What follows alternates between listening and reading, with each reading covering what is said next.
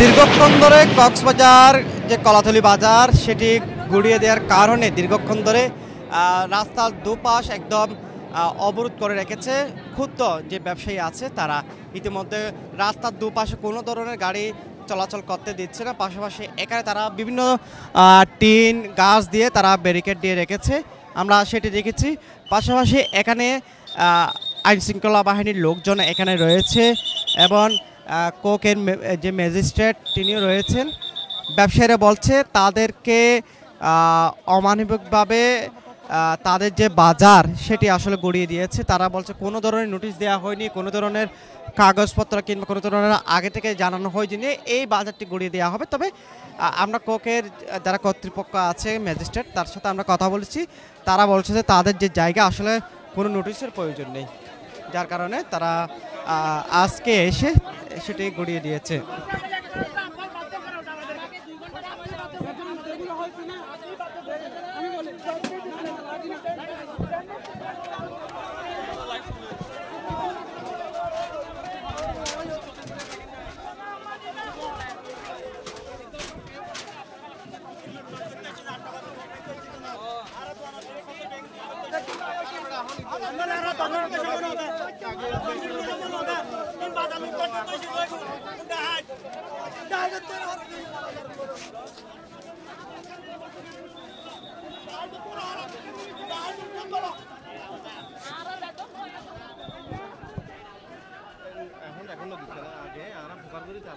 Interview হলো বলে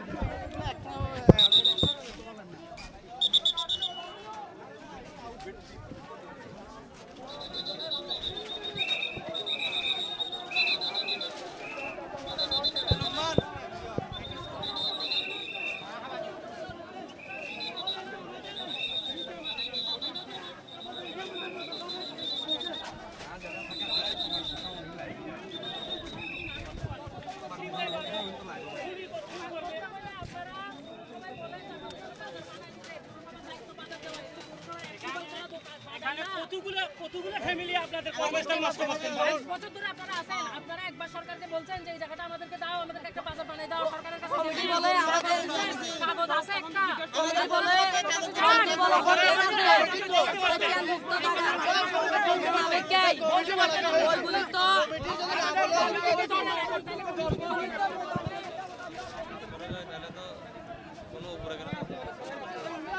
সবাই আসতে বলো, সবাই আসতে বলো।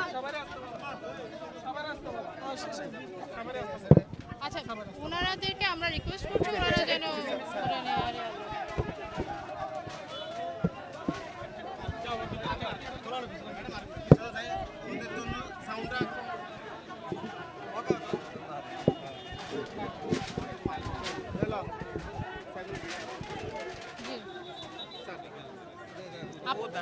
মানে আপনাদের প্রশ্ন রেখেছিল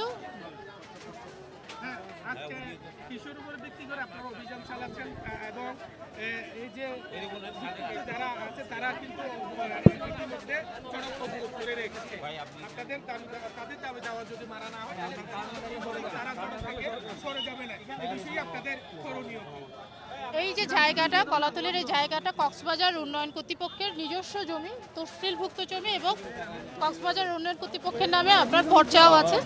এইটি কক্সবাজার উন্নয়ন কর্তৃপক্ষের নিজস্ব জমি বিধায় আমরা এখানে যে কিছু অবৈধ স্থাপনা তৈরি হয়েছে আজকে এটা অপসারণ করতে এসেছি। এটা হচ্ছে কি আমাদের মূল অভিযানের উদ্দেশ্য। আর এখানে কিছু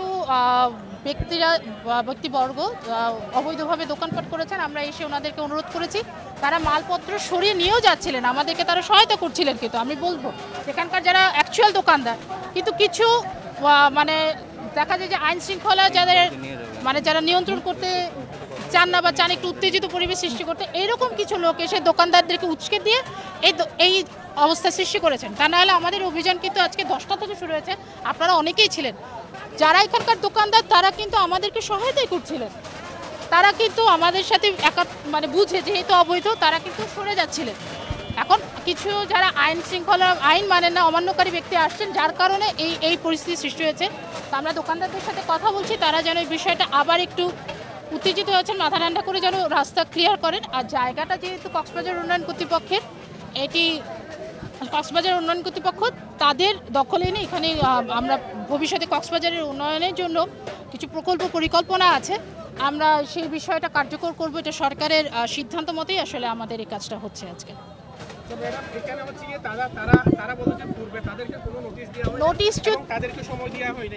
আসলে বিষয়টা হচ্ছে নোটিশ দেওয়া হয় তাদেরকে, যদি এখানে আপনার দেখেন যারা মানে আইনগতভাবে আছে বা দোকান জায়গার মালিককে আমরা হয়তো নোটিশ দিই আমাদের এই বাংলার বিধিমালা অনুযায়ী, যে এখানকার জায়গার মালিকই তো কক্সবাজার উন্নয়ন কর্তৃপক্ষ, সেই হিসেবে আসলে এটি একটা নিয়মিত মোবাইল কোর্ট অবৈধ স্থাপনা উচ্ছেদ, এটা আপনার সেই উচ্ছেদ প্রক্রিয়া না, এটা হচ্ছে কি অপসারণ প্রক্রিয়া নিয়মিত মোবাইল কোর্টের একটা অংশ। তারা তো একটি যে ছাত্র নসিব মোহাম্মদ তাদের কাছ থেকে লাখ লাখ টাকা সালামি নিয়েছে এবং তাদের দৈনিক অনেক টাকা তোলা হয়, কিন্তু তারা তো ক্ষতিগ্রস্ত এই বিষয়ে এখন লাখ লাখ টাকা ডেলি তুলে নিয়েছে, তাদের বিরুদ্ধে আপনাদের এখন এই বিষয়ে যদি তারা ধরেন থানায় মামলা করতে পারে বা আদালতে যেতে পারে, আমরা তাদেরকে আইনগত পরামর্শ দিয়ে সহায়তা করতে পারি। কিন্তু তারা আসলে অবৈধ যারা লাখ লাখ টাকা নিয়েছে তারাও অবৈধ, কারা নিয়েছে তারা আমরা কিন্তু জানি না। কক্সবাজার উন্নয়ন কর্তৃপক্ষের সাথে তাদের কখনোই কোনো দীর্ঘক্ষণ ধরে কক্সবাজার কলাতলী বাজারে উচ্ছেদ অভিযান চলছে এবং আমরা দেখেছি প্রায় 2 ঘন্টা ধরে এই উচ্ছেদ অভিযান চলেছে। এখন যারা দোকানি আছে কিংবা ব্যবসায়ী আছে তাদের দোকান গুড়িয়ে দেওয়া হয়েছে, কিন্তু এখানকার ক্ষুদ্র যে ব্যবসায়ীগুলো আছে তারা একদম রাস্তা নেমে পড়ছে, কোনো ধরনের গাড়ি চলাচল এখানে করতে দিচ্ছে না, দুপাশে একদম রাস্তা ব্লক করে ফেলেছে, সেটি আমরা দেখেছি। পাশাপাশি তারা বলছে যে কোনো ধরনের নোটিশ দেওয়া হয়নি কিংবা তাদেরকে আগে জানিয়ে দেওয়া হয়নি, যার কারণে তারা ক্ষুব্ধ হয়ে পড়ছে। তাদের যে ক্ষয়ক্ষতির পরিমাণ তারা অনেক কয়েক লক্ষ টাকা করে, এক একজনের কয়েক লাখ টাকা হয়েছে এরকমটা বিষয় তারা দাবি করেছে। তবে আমরা কক্সবাজার উন্নয়ন কর্তৃপক্ষের সচিব যে আছে, যার নেতৃত্বে মূলত এই অভিযান কিংবা পরিচালনা করা হচ্ছে, তার সাথে কথা বলে তিনি বলছে যে এটা যেহেতু কক্সবাজার উন্নয়ন কর্তৃপক্ষর জায়গা, সেক্ষেত্রে কাউকে নোটিশ দেওয়ার প্রয়োজন নেই, তাই তারা এসে 10 মিনিট সময় দিয়েছিল প্রথমে, তবে 10 মিনিট সময়ের পরও প্রায় 2 ঘন্টা হয়ে গেছে ব্যবসায়ীরা এখান থেকে সরেনি।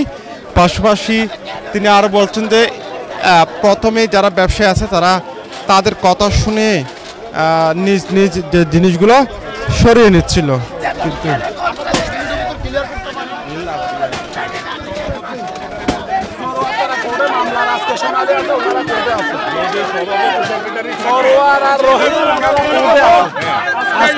সোনালী আছে আমাদের সাথে সাবেক চেয়ারম্যান